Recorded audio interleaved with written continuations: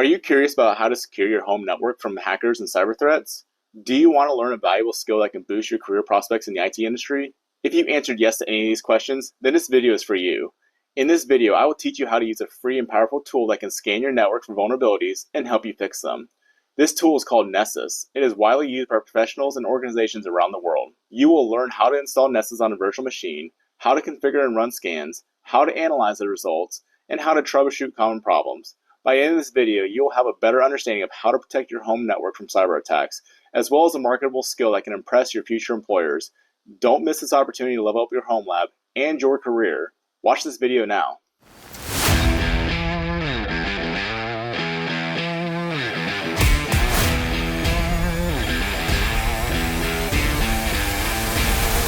So you've got your first home server set up. You've read about how you can host stuff on the internet. You want to be able to share to your friends your Minecraft servers. You want to be able to open up a DMZ. You've read about it. You're wanting to port forward any kind of media server, media services out to the internet. Now you want to know how you can make things better and secure. Well, friends, you should learn how to use a vulnerability scanner. In this video, I'm going to show you a little bit about the Nessus vulnerability scanner and why you should use it. Nessus is a product made by Tenable, which is free and open source, and it's a network vulnerability scanner. Scans for common vulnerabilities and exploits.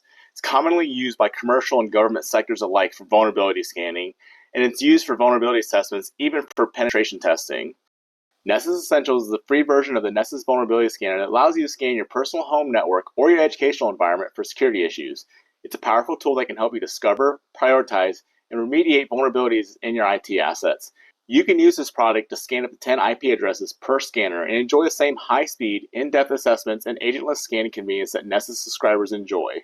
Just keep in mind, it's not designed for commercial use, does not support compliance checks, live results, or the Nessus virtual appliance. In the future, if you find that you need these features, you can always upgrade to the Nessus Professional subscription. Within a Homelab environment, which can be considered a personal or educational environment where you can experiment with different technologies and learn new skills, the Essentials version of Nessus can prove to be highly useful.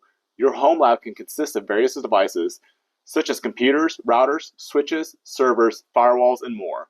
By using this product, you can scan your home lab devices for vulnerabilities and learn how to fix them. Even though this is just an entry-level product, you can help improve your security awareness and your cybersecurity career prospects. So to get started with Nessus Essentials, you'll need an activation code. Simply click down here where it says Get an Activation Code. On the next page, you'll enter your information in and click Get Started. You'll get an email which will have your activation code, and then you'll be presented on another page where you can download Nessus. Simply select the latest version and the platform that you're going to install it on. In my instance, I'm going to have Linux Ubuntu AMD 64. Instead of clicking on Download, I want to go just below where it says Download by curl, where I can copy this command, connect to my box via SSH, and run that command. It automatically downloads straight to the box, so I don't have to transfer the package over from my computer over to my server. Alright, so I'm going to copy this request. Let me open up my terminal here. Let me go ahead and SSH into my Nessus box that I've already created.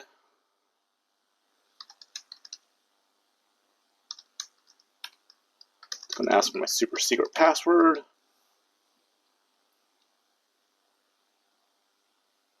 Now that we're here, let's go ahead and paste that command that we had. Next thing we're going to do, I'm going to sudo dpackage/i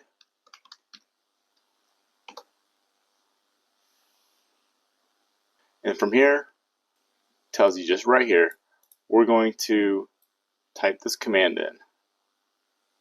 Start the service. It's going to ask us for our super secret password again, and then I should be able to go to this address here, and I should be able to get to my scanner. I know this should be okay. It's in my home network. It's going to give you a bad certificate. It's perfectly fine.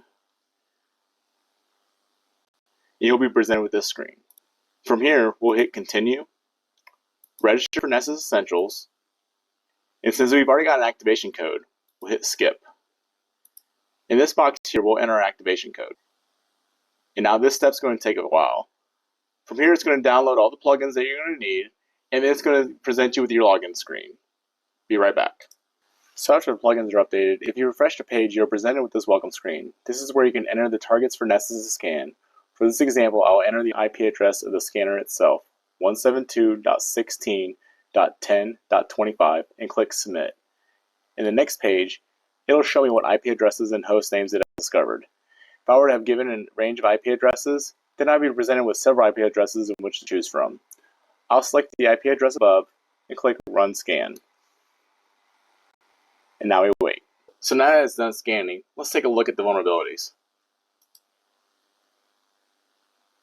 So you see here, I do have some vulnerabilities related to SSL. Most important thing that I'm going to look at first is the Nessus scan information, plugin 19506. Most important thing I want to look at is to make sure I have credentialed checks. See here, it says yes. What's important to know is that anything you scan on the local host is always going to be credentialed checks yes. If you're trying to scan another asset on your network, you will need to put the credentials in, whether it's a Windows box or a Linux box or even OS X. Next, I'll scroll through my vulnerabilities and see what I have out there.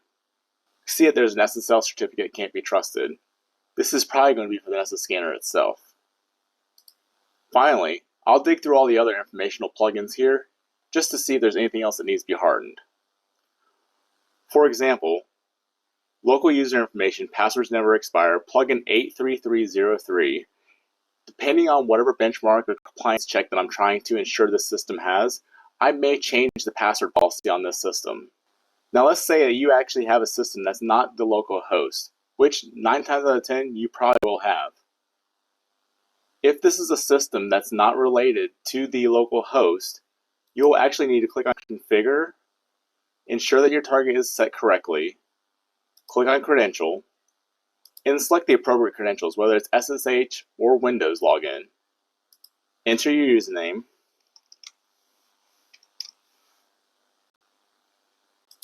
change the authentication type. It is preferred to use public and private key. However, in this case, I would have password. I put my password in. Select how I'm going to elevate privileges. Put in the pseudo user and the password. The rest of them you can pretty much keep the same. Then I hit save. You would do that for each of the assets. Now I know earlier I mentioned about the plugin numbers. There are important plugin numbers to look for in order to troubleshoot your scans. On the Tenable page, which I'll put in a link below, there's an actual plugin list that you can search through. When you're searching these up, simply just type in the number and it should populate. When you drill down further, it'll give you a description and synopsis of the plugin ID. Now, a basic network scan is fine and dandy. However, there are also other scans that you can create. So going back to my scans, you can actually click on New Scan. And here you'll have a list of all the scans that you can do. Anything from advanced scan, malware scan, pretty much everything you can do here under vulnerabilities is available. Anything that does say upgrade, you will have to purchase the professional series license in order to run these scans. So number one thing that I normally see when it comes to troubleshooting scans is credentials. Plugin 19506, as I mentioned earlier, is going to give you the clear picture about the Nessus scan. However, reading the other informationals in your scan is going to give you other identifying factors of what could be affecting the scan.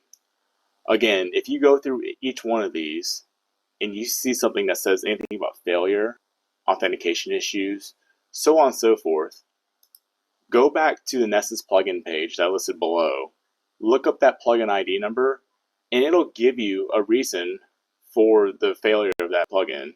I'll give you an example. Plugin 24786, Nessus Windows Scan not perform with admin privileges. Here you have a brief synopsis of what's happening and a description.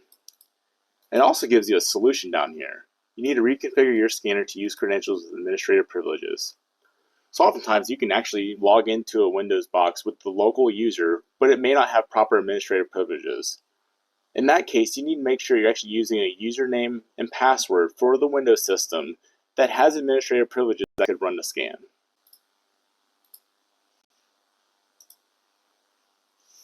So overall, I hope you enjoyed this video and learned something new. Nessus is a great tool that can help you secure your home network and enhance your IT skills. You can download Nessus Essentials for free from the official website that I'll link below, and follow the steps I showed you in this video. Remember to scan your network regularly and update your devices to prevent cyber attacks. If you have any questions or feedbacks, please leave a comment below. If you like this video, please give it a thumbs up and subscribe to my channel for more videos like this. Thank you for watching. Stay safe.